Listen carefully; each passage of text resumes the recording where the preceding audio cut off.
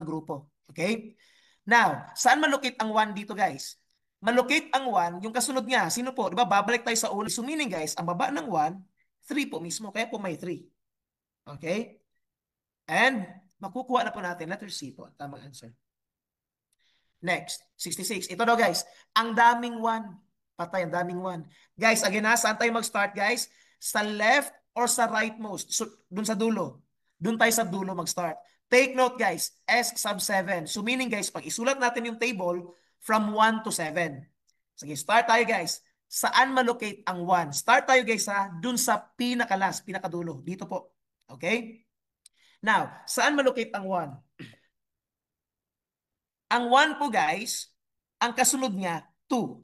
Again, ang kasunod ng 1, guys, 2. I-check natin, guys. May 2 po ba sa ibang grupo? Wala. So meaning, guys, ang 1, malocate po siya sa 2. Again ha, since ang 1, guys, ang kasunod niya 2, i-check po natin yung ibang grupo if meron bang 2. Since walang 2 sa ibang grupo, meaning, guys, ang 1, malocate po siya sa 2. Ngayon, i-follow natin. I-try natin, guys, saan po malocate ang 2? Dito. Sino ang kasunod ng 2 dito, guys? Since nandito po yung 2. Sino ang kasunod ng 2? Ang kasunod po ng 2 ay 1. Question, guys. May 1 po ba sa kabila? Yes or no? Meron, di ba? Dito sa kabila, guys, may 1 po. Ito po, guys, oh, dito. Magta-transfer po tayo kasi po meron pong 1 sa kabila. May identical po. Ngayon, sino ang kasunod ng 1 dito, guys? Ang kasunod po ay 3. Ngayon, i-check natin. May 3 po ba dito sa kabila? Yes or no? May 3 po ba dito? Wala. So meaning, guys, ang 2, malocate po siya sa 3. Ang tama dito, guys, 3. Okay? Proceed. Okay. Ma'am Krishna, sige. Mama. Mamaya na yan, mama. Sige.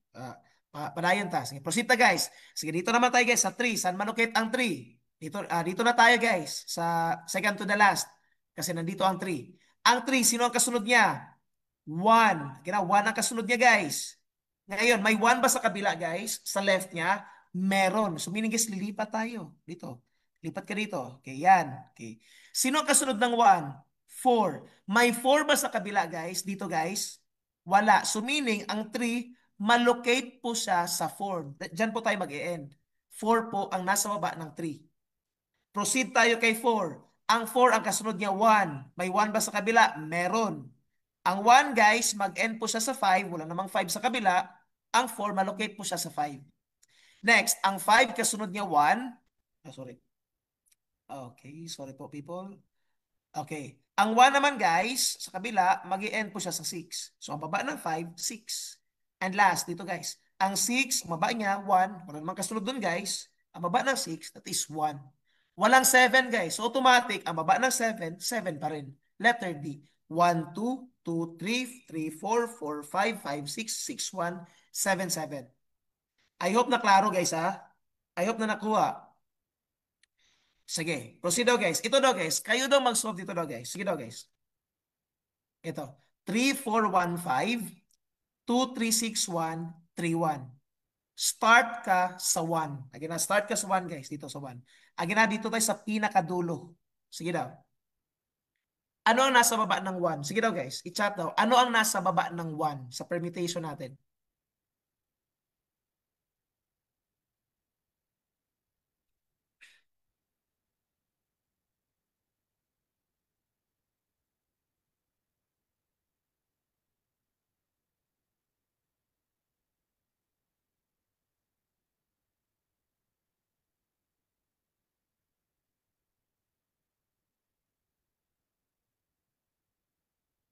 Okay, sige. Dito.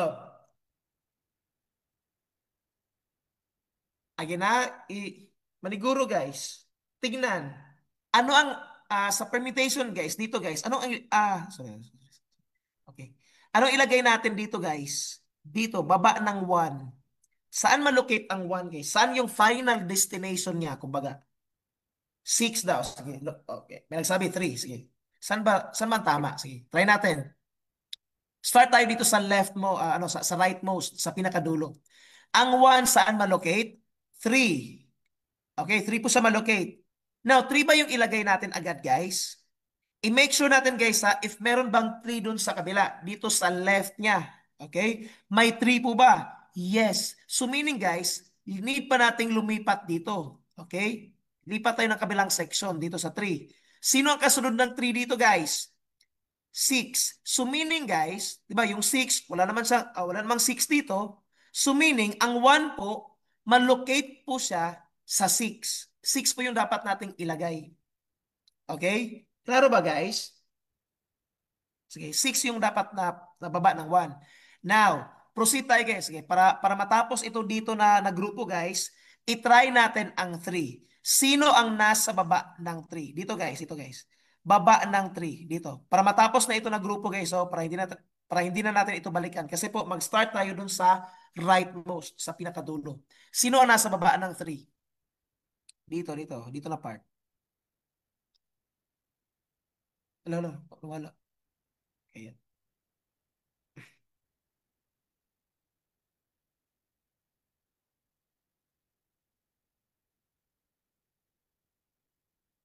Okay. Sige, try na to. Guys, ang 3, ang kasunod niya, 1. May 1 ba sa kabila? Meron. So, lilipat pa tayo, guys. Dito. Ano man eh?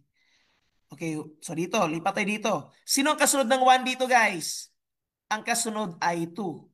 May 2 ba sa kabila? Wala. So, meaning, guys, ang baba ng 3, that is 2. Now, proceed tayo sa 2, guys. Dito na tayo sa 2. Sino ang nasa baba ng 2? Dito, guys. Dito. I-follow natin. Dito na tayo. Ang 2, kasunod niya, 3. May 3 ba sa kabila, guys? Sa left niya? Meron. Sunod pa natin lumipat dito, guys. 3. Sino ang kasunod ng 3? Okay, ang kasunod niya po, guys. Ano man eh? Anyari sa aking touchpad. So, next. Okay, sorry po. So, ang kasunod ng 3, that is 4. So, meaning, guys, ang baba ng 2, that is 4. Okay? Proceed tayo guys sa 4. Okay, dito naman tayo guys sa 4. Ang 4 guys, since nasa sa pinaka left, ang sunod ng 4, 1. Since wala nang kasunod dito guys, automatic, dyan po malocate ang 4. That is 1. Next, sa 5 tayo guys. Ito po yung 5. Yan.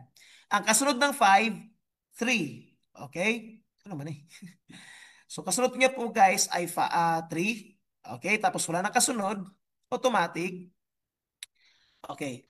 3 po yung nasa baba ng 5. And sa 6 naman guys, dito po matrace ang 6, that is 1.